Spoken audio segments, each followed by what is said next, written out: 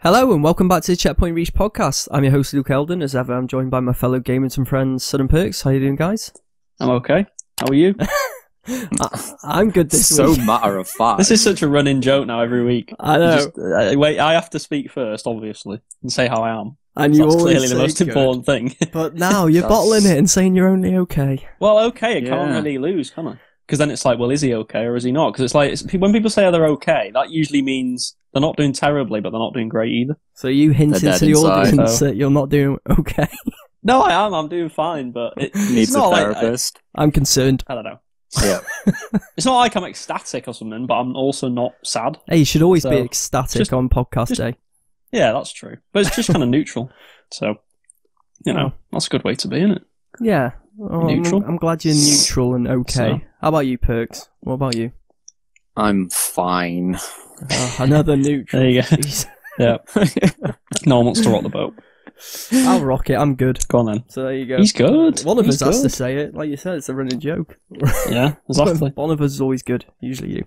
But we like to start off the show, most times anyway, talking about what we've played the past week. Yep. So yeah, what have you guys been playing? I know me and you said it's Footy Man for me.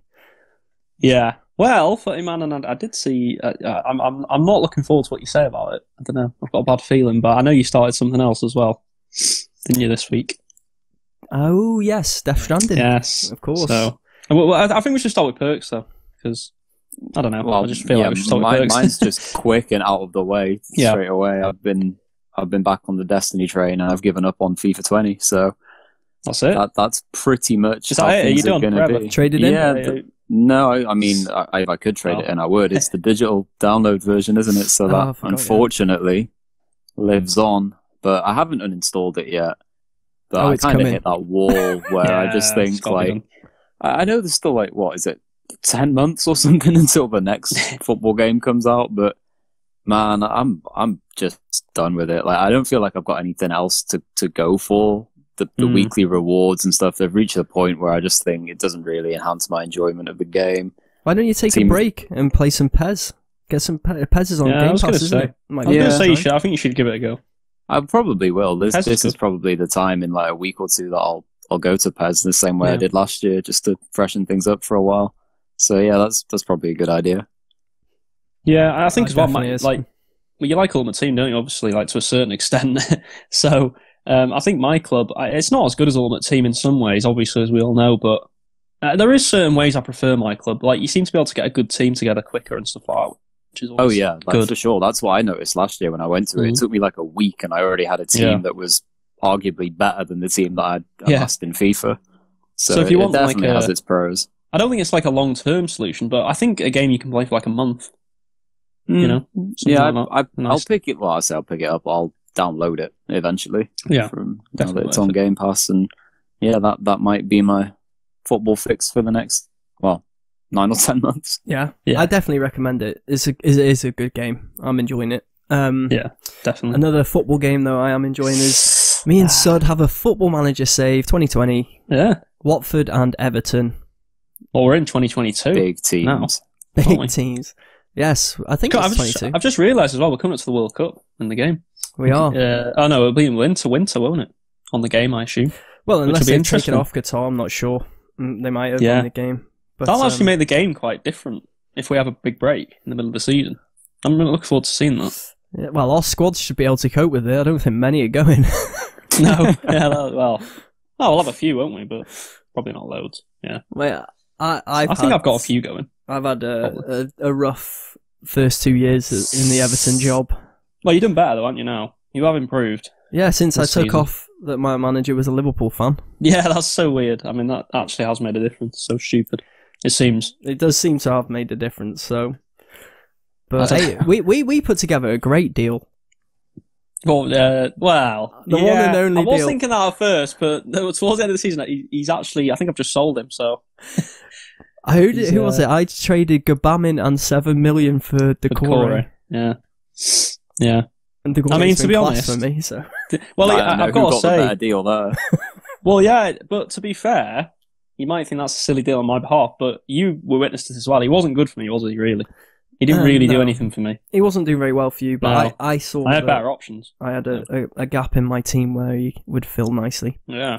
One thing that's just remained the same from back in the day when we all used to play it like hours on end every single night and every single day basically is that Sud always sells his best players. That's the rule. Sud will think, take over a team and sell his best players for like ridiculous deals or like, I just wanted him gone or he didn't do well for me. Remember when he signed Pires, 41-year-old Pires? Oh yeah, that was one of the best signings on the game. Where were you in the league? He lifted morale. Year? Were you 12? I don't know, like 12 or something horrible, yeah. It's like basically it's realistic, isn't it? Where Arsenal it is now, yeah. Had a realistic season. Sold one of his best players in Santi Cazorla. Yeah, Santi Cazorla. Bought 41-year-old Robert Pires. By the way, didn't you sell Cazorla to me? Yeah, I think so. For like, I don't know what the deal was. And I gave probably in instalments. You love bloody instalments, don't you? Mate, instalments is the way forward. If you can't afford I've got to say though, I've been fairly pleased with my progress with Watford. I finished 7th last season, which I thought was really good. I finished ahead of Tottenham, so you did. I think you've done big achievement. Well. This season's been a bit lower. I think did I finish 10th? I think it was 10th. I got 7th, which is fine, I guess, for Watford. It's a decent season, but I had a horrible run towards the end of the season. Yeah, horrible run, but I think in general it's been a good save, hasn't it? I think. I mean, I know you. Well, I think it's been better for you the last year and a half of the saver. So yeah, it has. But I will say I have enjoyed it nonetheless. Even it's been fun. When I had my weird horror luck. I do think as well that when you look at I actually think our teams are better than our league. Even my team, I think, is better than my league position. To be honest. Oh mate, I was in the top 4 race until the 28th game or something, and then I lost a couple of games. That was it. But we were both around that 5th or 6th position. I just dropped like a stone. Second half of the season, I was like 5th and then dropped to like 10th. But yeah, but we're in the summer now, so it's exciting signings to come. I've signed a couple of players already. I'm sure you have as well. I haven't yet. So I got so sold a few. Need to refresh the squad. So the squad will be refreshed and we'll be going again. And I'm sure you'll hear about it next week. Oh, there'll definitely be updates. Yeah, there'll be a running updates on this now. Half the audience just turns off straight away. Yeah, there'll definitely be updates. Probably. No, I'm not interested in that. Yeah, probably lose like 100 viewers or something now. But I want to hear about Death Stranding. So Death Stranding, I think I've played probably around. It's not much, only 5 hours. Because I went away since playing it, but it's a good game so far. I think. I'm surprised. A little concerned with the walking simulator jokes, and I have realised that there is a lot of there is hiking. Basically, there is a lot of hiking. Yeah. So, but I don't know. Do you not think like? I know maybe you'll find it'll get old as it goes on, but there is something about it that's kind of I don't know something. I don't know if addictive's the right word, but there's something unique. Well, I was definitely drawn into it. I didn't want to turn it off. The world was quite. Yeah. I don't know. There's something about that world, isn't there? And I don't know. It's weird the atmosphere they get. I don't know. It's just a strange game. I want to find out what's going on. So yeah, it does take a few hours to start understanding what's going on a bit. So the story and the world has grasped me enough, I guess. Yeah. It's caught my intrigue enough to keep me playing. So I'm going to definitely play some more when I get back home, and then I'll have an update next week. Perks and his updates. Cool. Well, I have been playing something. I actually played something this week proper. I went and played The Last of Us again. You replayed The Last of Us? I've been playing it in preparation, of course. Trying to get himself hyped. Oh yeah, in preparation, of course, for Don't do a Borderlands 2. No, but what I've done this time, well, I say I've done this time, probably the same sort of time period as I played Borderlands Game of the Year edition, but I thought if I played it, I knew I wanted to replay it before the second one, because even though it's a memorable game, I actually forgot a lot of the stuff that was in it. When I replayed it, I thought, oh yeah, I remember that now. So it's like... It's a big enough game to forget, I guess. Yeah, there's been so many games since then, but I'm glad I did it when I did, because I think if I'd have tried to replay it in like April, I'd have been like, oh god, like going into 2, like... So I'm glad I did it when I did. I really enjoyed it. Again, it's a great game. We all know this. I played the DLC for the first time, which I hadn't played before. Which, I liked it. It's a weird DLC because it's short. I think it only took me like an hour and a half, 2 hours, something like that. Yeah, very short DLC. It was fun, I guess. It's more of a story DLC. You don't actually do much in it, that I found, to be honest with you. It's more just story, which is fine, because that's what The Last of Us is about, I guess. But I thought it was okay. I'd probably give it like a 6, 7 out of 10. The DLC, something like that. I didn't think it was like amazing, but it added certain elements to the story. Well, it added kind of relevant, pieces to the puzzle, I guess.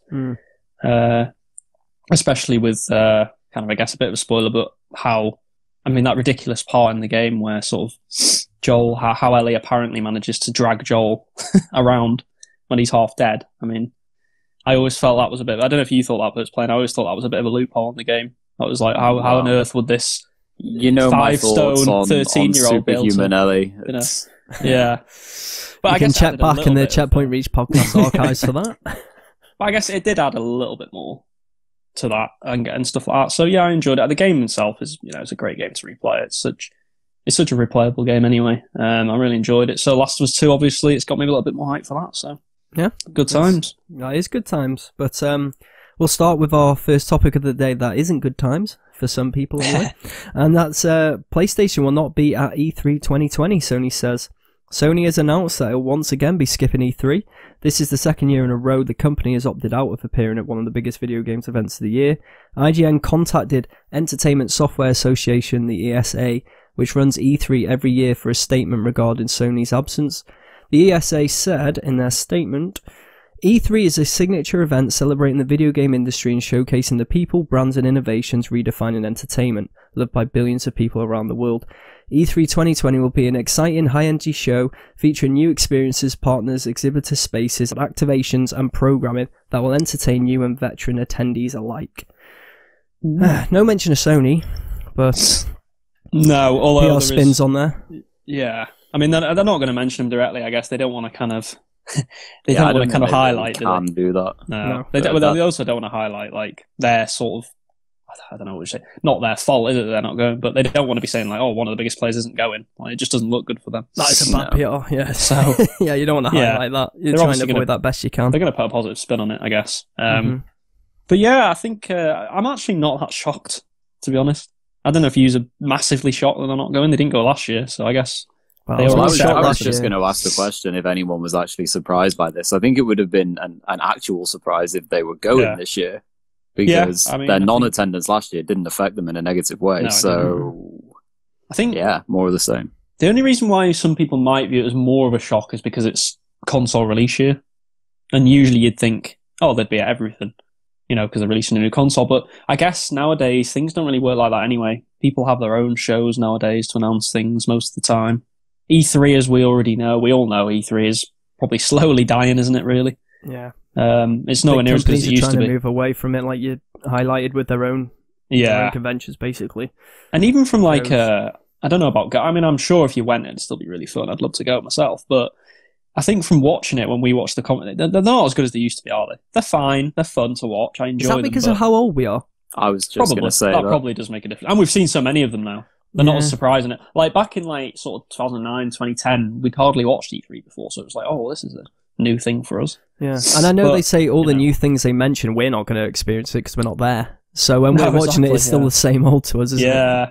I still enjoy it. Like, I don't want it to go away completely, because I do enjoy watching it, I enjoy the press conferences and stuff like that, but if they did go away, I don't think it's going to be, like, the end, is it, for anything, so... No. It doesn't help that there's just so many leaks these days. There's no surprise. It's all gone in advance. If there is anything big, you already know about it. Yeah, that's the problem.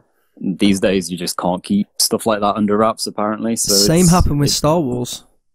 Episode 9 or whatever it was. Yeah, episode 9, of course. The Rise of Skywalker. I saw the leaks. I mistakenly saw them. Someone just tweeted them in a reply to someone. And then when I watched the film, I was expecting them, and guess what? They came. So, like you said, leaks are just harder to contain with the social media world these days. I mean, as well, do you think this... I guess we can't 100% say they'll never go back, but it does seem more and more likely that they might not ever go back. I don't know. I guess you'd never say never, but... Well, Perks, touch on it. Why would they need to go back if they're not really being affected by it? So maybe this is it now. 3-3 with Sony. I mean... Yeah, which is a bit of a shame, I guess, for E3, and a bit of a shame for us as viewers, but this is the way things are going. I'm sure, in the next 5-10 years, other companies will probably leave it and stuff like that, and then eventually it probably won't be a thing, but I guess we'll have to find out on that. It is a shame, because it was the one thing like one major thing per year that, you know, we had them all in the same space at the same time, and within a couple of days we had massive conferences from them all. And it felt like a celebration of what's been and all the hype as to what's to come. And now it's just a bit bit disjointed, and it doesn't really, it doesn't have much of a bang to it anymore. No, I agree. No. It is losing its spark, really, isn't it? And obviously, with one of the biggest, if not the biggest, company in gaming going out, you know. Yeah. Well, withdrawing from the show, then it's that's a big hole to try and fill and to generate excitement and buzz again. Yeah, it is a shame. I mean, I guess we're predicting that there's been loads of rumours, hasn't there, about Sony doing their own show anyway in the next, well, soon, I guess. People are saying like February, March time, so to reveal the console, so it'll be interesting to see if that comes true. You would assume with this news not going to E3 that it probably is going to happen soon. Yeah, this seems to lend to the fact that that'll be happening. And people will tune in. Oh yeah, I mean, you know, I'll certainly be tuning in for the reveal. I mean, you know, I want to see it. I want to see the console. I want to see what it looks like. You know, hopefully they reveal like you know, you just want them to reveal everything, I guess. Mm-hmm. So games, and they'll show games off, I'm sure. So, and I'm sure, I don't know if we'll go on to Xbox in a minute, I guess, but they're probably going to do another sort of press conference, I assume, even maybe before E3. I wouldn't be surprised showing off, maybe even showing the console properly and the price and stuff like that, but I guess we'll see on that. What do you think? Yeah, I mean, I imagine that they're going to show some stuff at E3, and then, like you said, they're going to have their own event where they probably release some more info. Yeah, because I think they'll probably want... Sorry, I was just going to say, I think they'll want E3 for the games again. You know, I think they'll want... I don't know if E3 is the best place to show a console and price. Like, I think that Microsoft will want to get that out of the way, maybe in like March, April time, and then show like their games at E3. That's what I'd probably do anyway. Yeah, you've got to be careful of the information overload. Like, if they don't do anything in advance, even if it's not a conference but some kind of release, you're going to have, like you said, you're going to have the games which hopefully will be at the forefront of their priorities. Yeah, and then the console drop, where all the information comes about the console, and people are trying to keep track of what games are when and all the specs and the hardware for the console. It would be good if you knew all that going in, really. Yeah, definitely. I completely agree. And as we've touched on, the Xbox have confirmed, or Microsoft confirmed, that Xbox will be at E3 2020. Phil Spencer confirmed it on his Twitter, saying that the Xbox team is hard at work on E3, and that they look forward to sharing with all who love to play what's ahead of us, or what's ahead for us. Mm-hmm. So, nothing too surprising. I assume they would be there after last year. Sony's not there. No, sure. Yeah, it gives them more space to sort of dominate the talk and stuff like that, doesn't it? If they're there and Sony isn't, so. We spoke about this last year, though, saying that they've got a massive chance to make a statement. And yeah, they really didn't last year. They didn't, did they? They just didn't do anything. No, it was just a show, and it started, it finished. It was a Game Pass show. Yeah, okay. Yeah. It was a Game Pass show, wasn't it, pretty much? I mean, which is probably going to be what it is again, in a way. Like, I think there's going to be a lot of... Don't be surprised to see even more Game Pass talk at, E3 2020, but you'd like to think this time they have to just come out with some bigger games. I mean, there's no excuse. This is it, really. This is their last chance before the new console, so they have to show something off. Do you think they will? Yeah, I do. I think this time... Do you think they'll take advantage of the situation? I think they'll take more advantage than they did last year. I'm not saying they're going to completely dominate the talk, because I don't think that's true, but I think they have to. They have to at least get some games into people's minds. I mean, we know they're going to show Halo Infinite off. That's going to be a big part of their E3, isn't it? That's going to be the big part. That's going to be that big thing. Yeah, they're going to talk about that a lot and the features of it and stuff like that. I presume they will talk about the Series X even more a little bit, but I would probably focus more on the games. They'll probably have like a 5-minute segment saying, "Oh, we've got this and this and a new feature." But we're anticipating maybe a Fable reveal, possibly. I'd love a Fable reveal. Yeah, I mean, I can see that. I love the franchise. The games I really enjoyed. I feel like I might be the only one here that did. I enjoyed. I liked Fable. I think it's fine. I like Fable 2. I like Fable 2 was the best one, I think. I know you like the original, don't you? The best. Yeah, but, I think I do. Still, I think my Fable 2 is my favorite. Fable 3 was fine, but it started going a little bit sort of by the end of Fable 3, I was a bit like, it was this fun. needs refreshing. Being king and taxing it people was, and but whatnot. it felt a bit, I don't know, it felt like it needed a bit of a reinvigoration after that, and it seems like that's what we'll get with the new Fable, especially if it's, made in a completely new engine and stuff like that. So it'd be interesting to see what sort of game it is. I mean, we were hoping it's going to go down like the Witcher 3 sort of route. That's what I'd be hoping for Fable. Whether it does or not, we'll see. Those are extremely high hopes. Oh, yeah, of course. They are. But that's what we want, really, isn't it? We want a Fable game on that level. Of course it is. Yeah, I just don't think Fable, like you actually just said a minute ago, Fable 3 was a bit like, it's fine. Yeah. To me, Fable, like all of the Fables, felt the same. I played them all and I was like, yeah, it's fine. It's an alright game. It's certainly not one that I'm going to pin my hopes on going into the next generation. I think it's a good supplement, but I'd hate to see that be one of their big plays. Did you not enjoy being the hero of Albion in the first one? No, I didn't like Albion either, to be honest. Well, to be honest, every time I heard the name, I just used to think of West Brom. Yeah, well, I was going to say that you don't like West Bromwich Albion, so why would you like Albion? Actual Albion. Yeah, I mean, it's not their fault that I made that association. No, it's not. But yeah, I mean, so we've got that. I mean, you'd assume they're going to show another Forza off. They always have a Forza at launch, so don't be surprised to see another car out there or something. Oh yeah, they'll have whatever the like newest a Mercedes car that costs like 10 million is or some nonsense. So we presume it's going to be Forza 8. So nonsense. I think the Forza Motorsport isn't as interesting as the Horizon series, so that's probably going to be a bit meh for a lot of people. It'll be a showcase for the graphics more than anything, I assume. I mean, we think that they're not going to have Gears because what's the point? Like Gears on the back burner for a few years now, I think, isn't it? Right. Don't they unless we get some random? They've got like Gears Tactics, haven't they? But yeah, I was thinking like unless they did some Gears Battle Royale, again, just unnecessary things. But I just don't want to see Gears at E3 this time. Like it doesn't need to be there. No, I think that Gears Tactics game comes out before E3, if I'm not mistaken, as well. So hopefully that'll just be. They won't talk about that. Got you. Do you remember last year with Gears? They had a bunch of wrestlers, didn't they? Yeah, just down in some like pit. underground or whatever. Like just they were showing off live, weren't they, with those guys? Yeah, and that turned out not to be great. So Xavier Woods. They're going to have other surprise announcements. I assume we'll see more of Hellblade. We've already seen a bit of it. They'll probably show gameplay. I'd hope for more announcements than that. I don't think that'd be enough, to be honest. Even a Fable reveal, it's not enough, is it? I don't know if you agree. It's not enough for me. That wouldn't be enough. I think they need to show way more than that. They need to show another 2 or 3 high budget games for me. That's it. Like if we're saying, and obviously we're speculating here, but presuming so based off what we've seen from in the past, but we're definitely going to get Halo. We know that. There's going to be more Infinite news.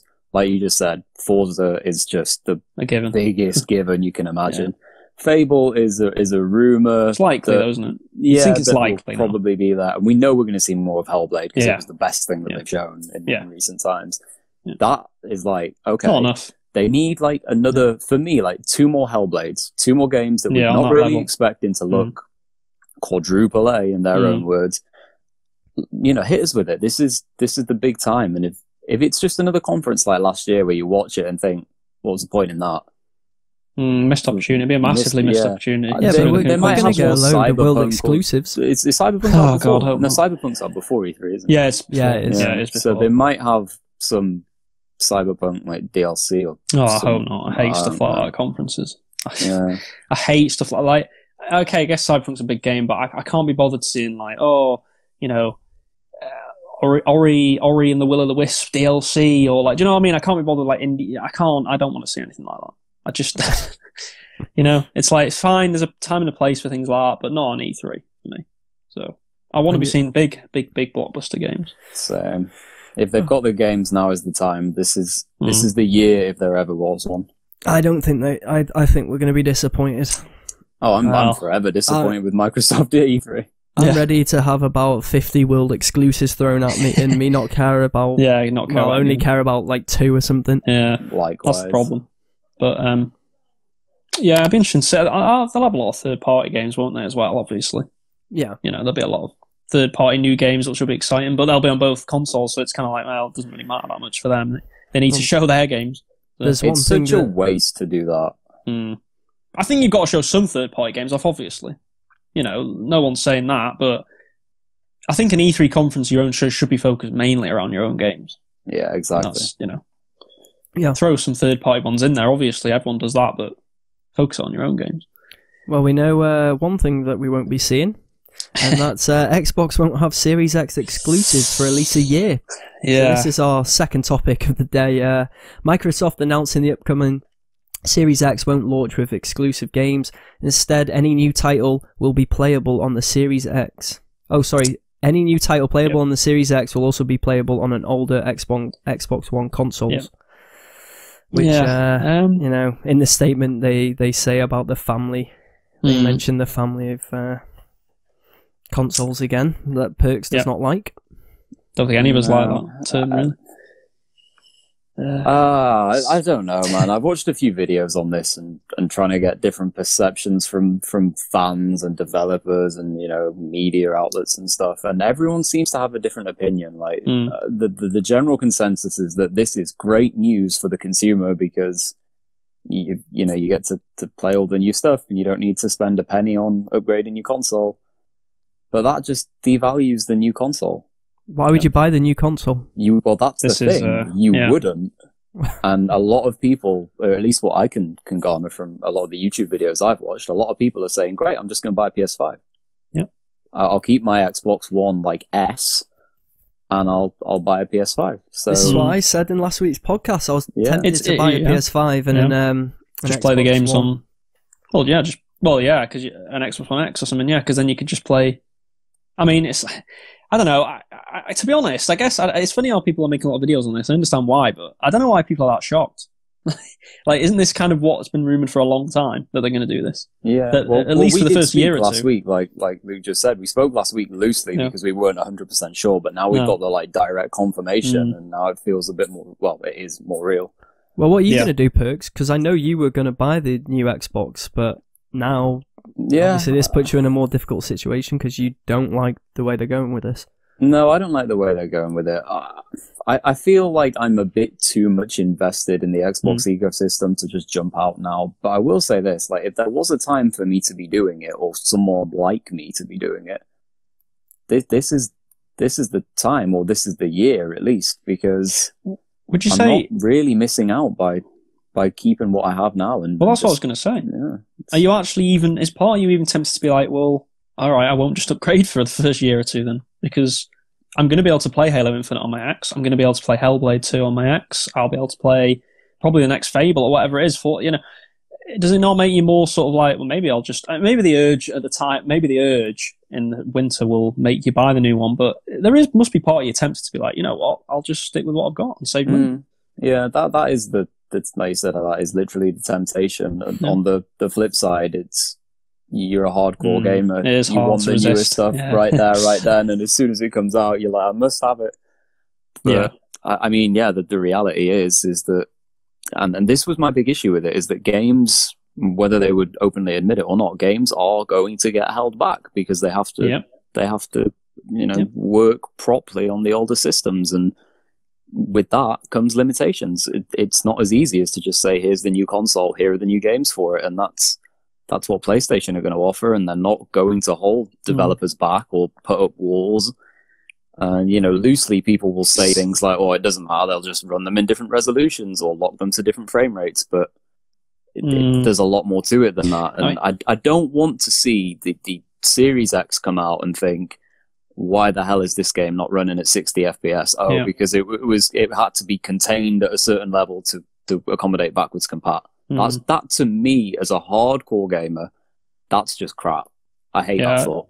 I completely agree with that. I think that is the biggest worry out of all of this. Like, obviously, there's, a lot of people will go, "What's the point about an Xbox?"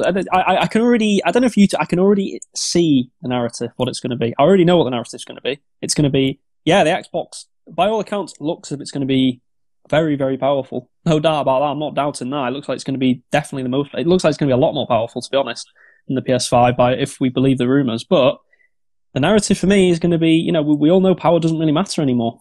But that's the narrative now, and the narrative is going to be Xbox doesn't have any exclusives, because that's what people are going to say. The new Xbox doesn't have any exclusives, and PlayStation does, and I think it's going to harm them again. And what was thrown at them last time in the last gen, or the gen we're in now, exactly they didn't have good exclusives. Yeah. Where Well, are yeah, the it's like exclusives they that don't compete? have, And now they don't, They don't have any. have any because it's like, even if Hellblade 2 comes out and it's like a 9 out of 10, even if Halo comes out and it's like a 10 out of 10, it's like people are just going to say, yeah, but I can just play that on the normal Xbox. Why would I bother upgrading? I mean, this is going to be a problem. Yeah, they do have exclusives, but they don't have next-gen Yeah, exclusives, which is such... That's so sad to me. Like, I can't... Growing up, I could never have envisaged myself coming to a new generation and thinking there's no new generation games like that. Yeah. That just feels bad. But like you said as well, it just makes me think, well, why would I bother then? What, like, in my situation now, I have... Especially, I think if you've got the Xbox One X... and I only have a standard PS4, so why would I not get a PlayStation 5 in November? Like, what is the point in me getting a new Xbox? There's no point. I can play every game, at least for the first 1 or 2 years. That's what he says, doesn't he? So, take him at his word for that. The first 1 or 2 years, you'll be able to play games on the Xbox One X that you'll be able to play on the Series X. On PS5, we know that's going to be slightly different, so why wouldn't I get the PlayStation 5? I completely agree, because I'm in the same boat as you. Yeah. Really. Exactly, yeah. For the next gen, I mean, I know I'd have to buy an Xbox One X, but... True. But they'll be a lot cheaper. Exactly. By the time... this does make me think, though, how much do you think the Series X is going to cost then on launch if it's... if they're going down this route... I'm not going to veer from my price point. It's still going to be 500, 550. Yeah, maybe more, yeah. It's going to be around that. There's no way. I mean, if they did miraculously drop it at like 350 or something astonishing losing like so much that, money. They'd be losing. Yeah, based on the putting the console together, like before they've even talked about various hardwares and softwares. But I'm struggling for words here. I don't. That doesn't happen often with perks. No, it doesn't. Like, more often than not, I'm just on a crazy rant. But I've listened to so many people talk and so many videos in the last few days, and I just think, I know it's good for the average consumer. They don't need to put their hand in their pocket and upgrade consoles. And if you have one right now, that's great. You can stick with it, and you're not getting shafted on buying a console, say, towards the end of this year and then feeling obsolete. I get it, but it's a next generation. Yeah. That's the problem. But this is it. Xbox don't see it as that anymore. I think this is the thing we have to come to terms with. Xbox do not see it as the next generation, do they? Clearly. They see it as just a continuation. Add into the family. Into the family, yeah. Whereas, on PlayStation side, it is more of like... I think... Well, I mean, we've got the confirmation, haven't we, that there is going to be exclusive PS5 games. We know that now. Yeah, I'll just quickly say, the PS5 will have exclusive games you can play anywhere else. This is that you can't play anywhere else. This is according to reliable Kotaku scribe Jason Schreier, speaking on the publication's Split Screen podcast. We're not talking about console exclusives here, but titles that are designed for and can only be played on the next generation system. So he's pretty reliable, like that. Yeah, he is reliable, stuff like that. So. It's very believable. It's funny isn't it funny how these sort of stories come out? They always come out together, don't they? If one does one, the next one always replies or something. It's funny how they always come out within a day or two with each other. But people would have been leaking that to him straight away. Oh yeah, definitely. Yeah. So we know there's going to be exclusive PS5 games. So that's out there now. We know Xbox there isn't for at least the first year or two. Now that doesn't I'm sure there is going to be probably a few PS5 games that run on PS4. Your FIFAs, a lot of third-party games won't they? Because they always do. Like, FIFA's obviously going to be on PS4 and PS5, Xbox One, Xbox Series X.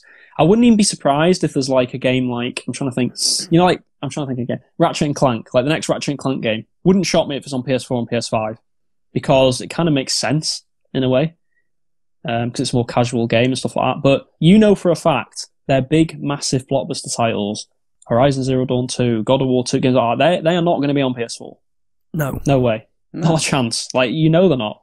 Yes, like I said with Ratchet & Clank, I do think there'll be the odd game that goes on PS4 as well, when it makes sense, but the PlayStation 5 is definitely going to have their main blockbuster games are going to be on just their own console, and that is what they're going to push, I think. I think that's what they'll push, that you can only play these games, if you want to play them, you can only play it by buying a new console, and you might say that's not very consumer-friendly, and maybe it isn't. Maybe, Xbox is more consumer-friendly, but I don't know if I care that much, to be honest. I want to play the best. Yeah, well, that's the argument that's being driven right now, all over the internet. It's like Xbox is super consumer friendly with the move that they're doing. PlayStation and Sony are going to be the devils by saying, hey, you can only have this on the new console, so you have to buy that and then buy the new stuff as well. But as gamers, that's the investment that you kind of expect to make with a new generation. We're not talking like a mid-gen upgrade here. No, exactly. We're not talking about like the X from the S, because that's fine. Like, everybody knew you weren't getting anything different there other than an upgraded console. Yeah. Some people thought it was worth it. Some people didn't think so. They weren't left behind. They got the same things. But those who wanted the mid-gen upgrade, fine. This is like the refresh button.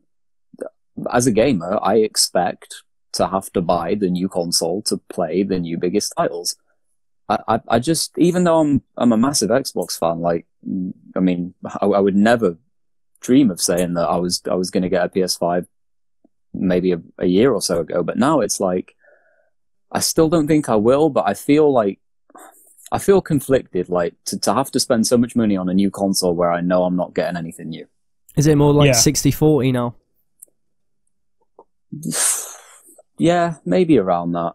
I mean, I will say that I'm not entirely surprised. Like, I might sound like this is like some revolutionary news. Like, I'm not entirely shocked by what's happening here. I guess we all expected it with the family of consoles and how PlayStation do a full upgrade, but it's still a bit sour. It's the confirmation now that as well. Yeah, exactly. It's the actual this is definitely happening. And yeah, it's like, man, really? Disappointing. I'm going to pay £500 for nothing. An upgraded X, basically. I mean, a vastly upgraded X. No, don't get me wrong, but and the argument obviously is that, well, why don't you just keep the X?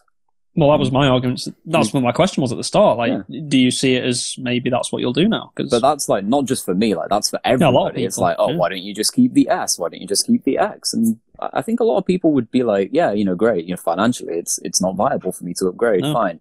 But hardcore gamers will be like, well, because I want the next generation of consoles, right? Because that's the big play. When the next gen comes along, everybody is so hyped and excited for it. Mate, it's the same with phones, isn't it? Everyone needs the next iteration of the iPhone, for example. Yeah. The iPhone 11 comes out, you've got the iPhone 10. Oh, I need the iPhone 11. Why? Yeah. You can do the iPhone 10 can nearly do, well, it can do the basics you need, pretty much the same. And there's slight differences, obviously, with the iPhone 11. And then people still want the new thing, though. It's going to be the same with the Xbox. But why would you buy the Xbox if you can't play new games? That is true, and that has worked very well for Apple, hasn't it, over the years? But that is starting to not work for Apple a lot, isn't it? Like, their sales are not what they once were. Like, we all know that Android is massively catching up.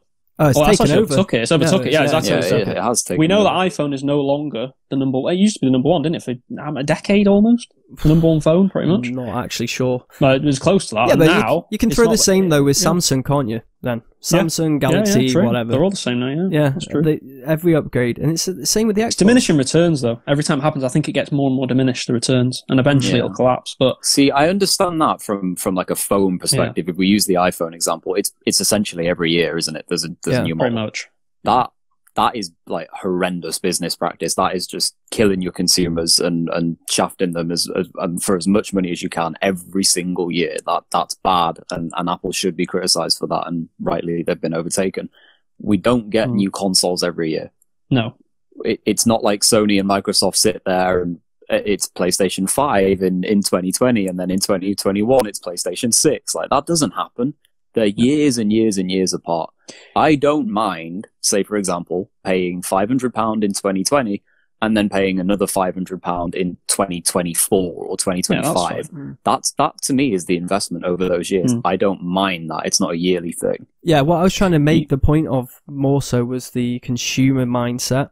Yeah. So, like, when the new Xbox comes out, what I meant was the gamers, like you said, hardcore, I was backing at your point, hardcore gamers are going to want the new console. Of course, new. It's just like with the new phone, for some reason, there's people who are hardcore Apple users, and they're going to be like, I want the new phone, I just need it.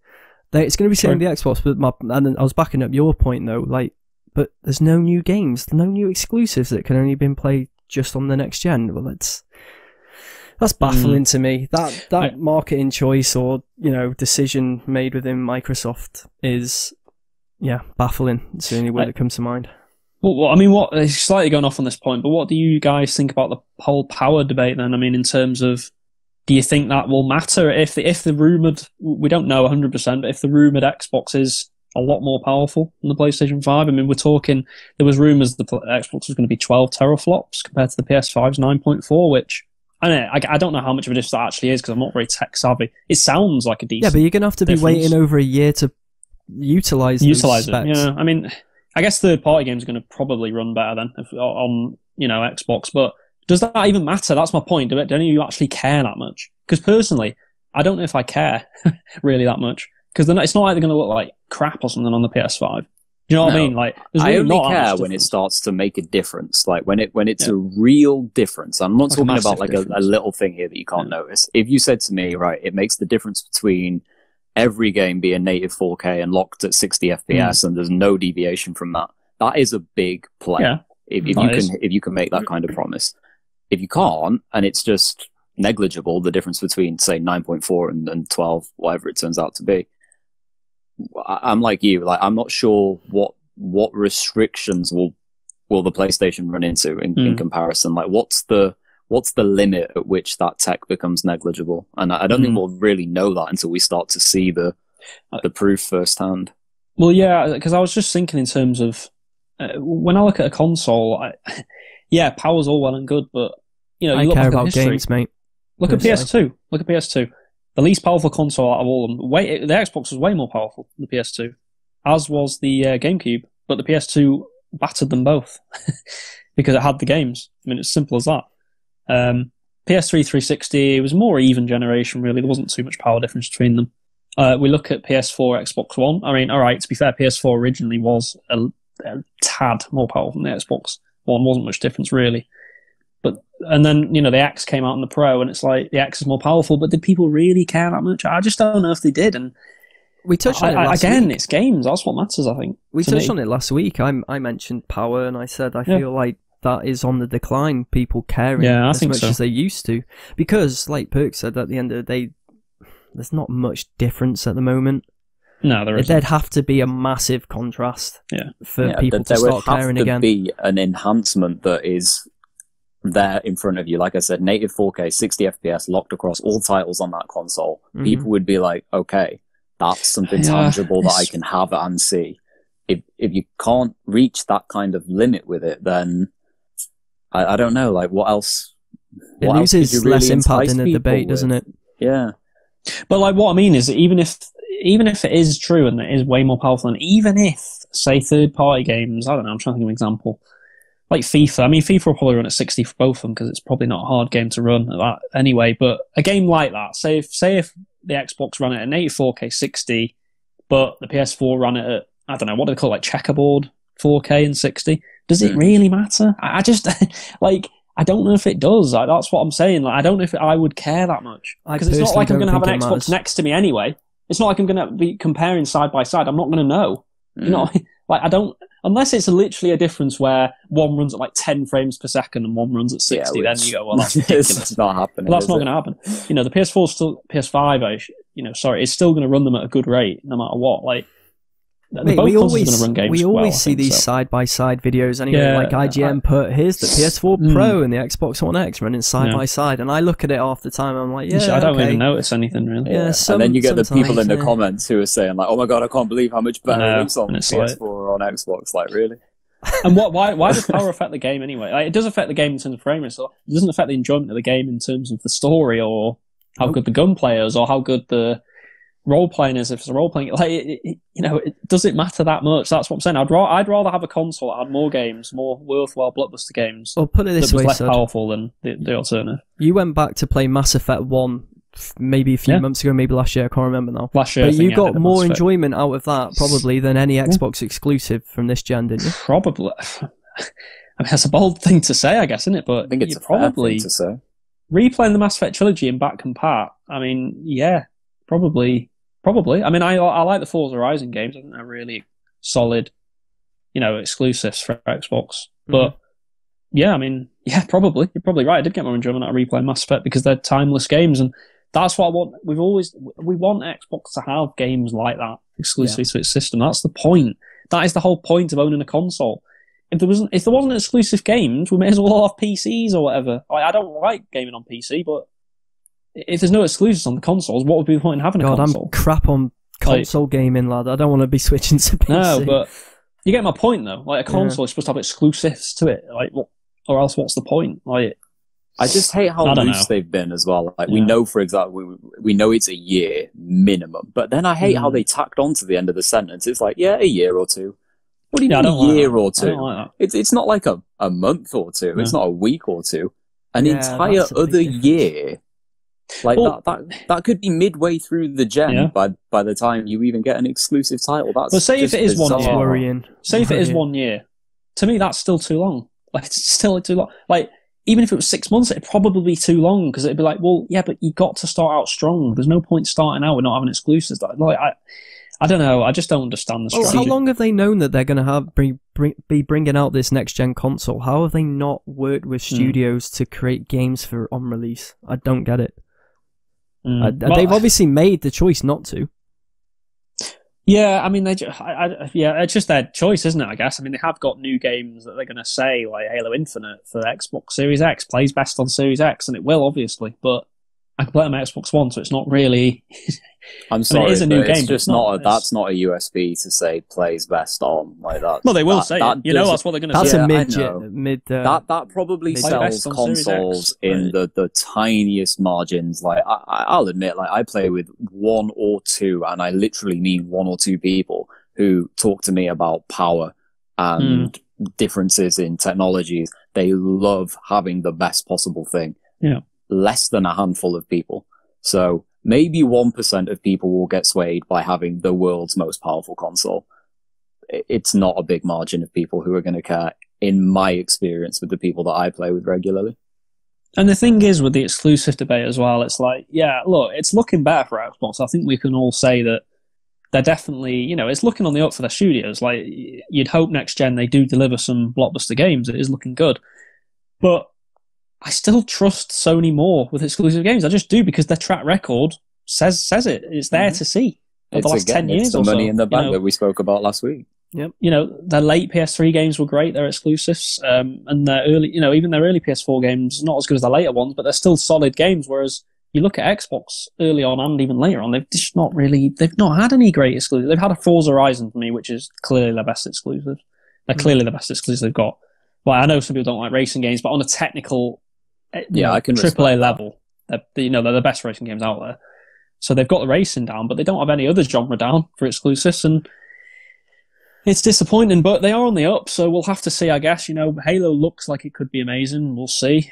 Hellblade looks really good, so I'll wait till a decent start, I actually play some of the games to decide well, if they're on the up. Yeah, really.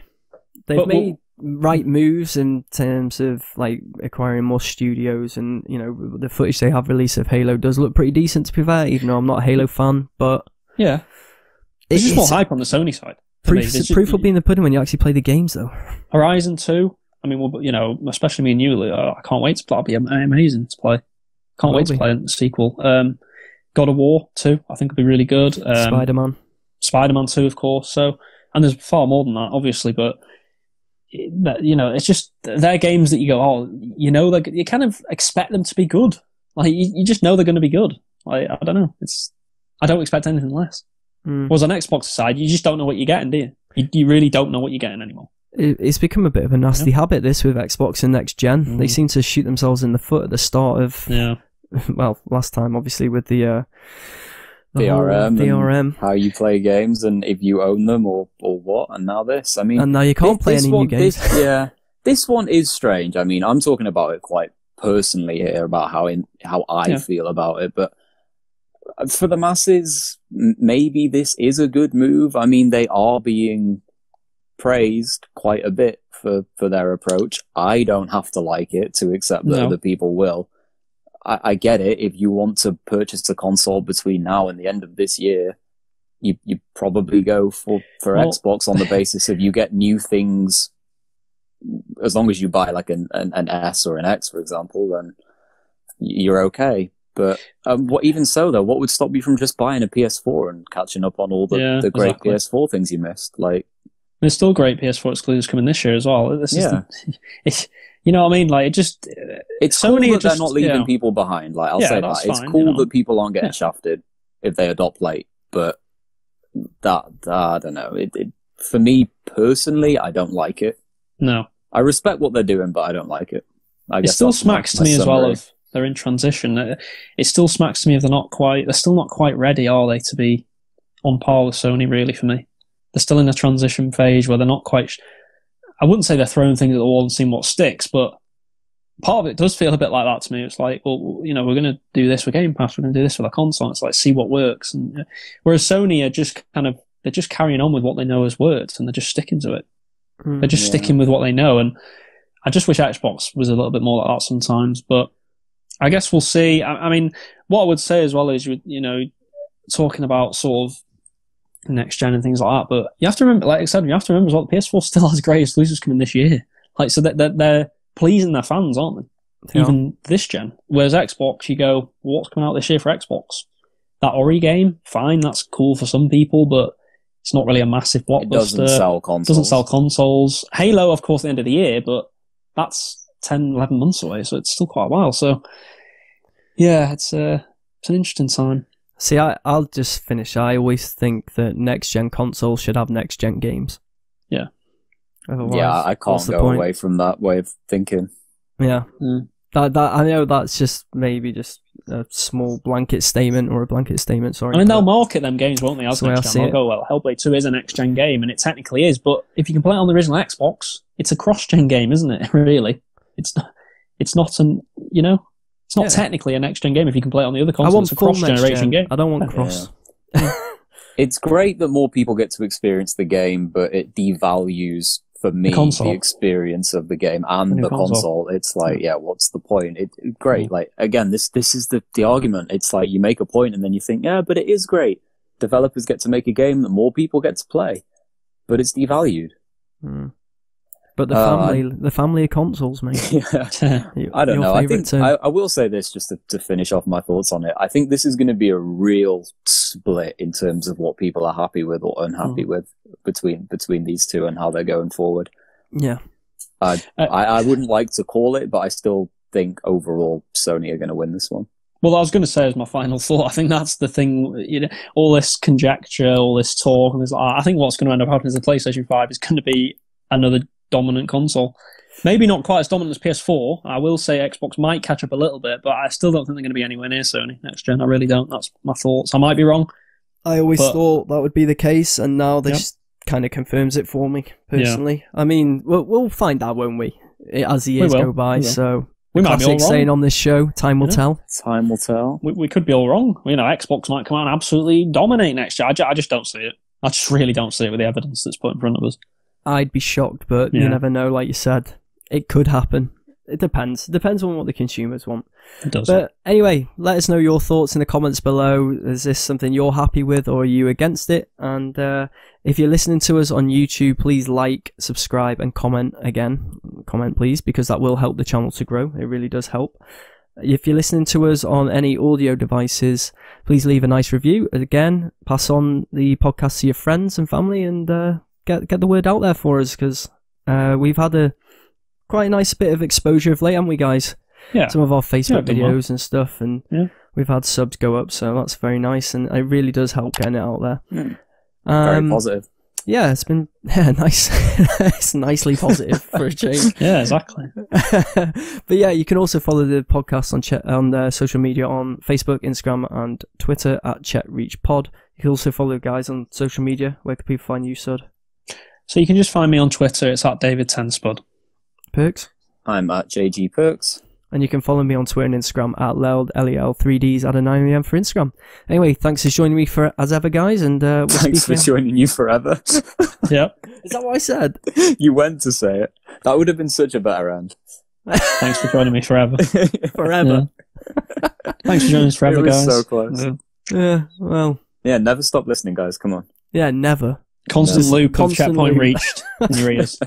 That's what we want. Yeah, exactly. Anyway, we'll talk again soon. Bye, guys. Bye, bye. Guys.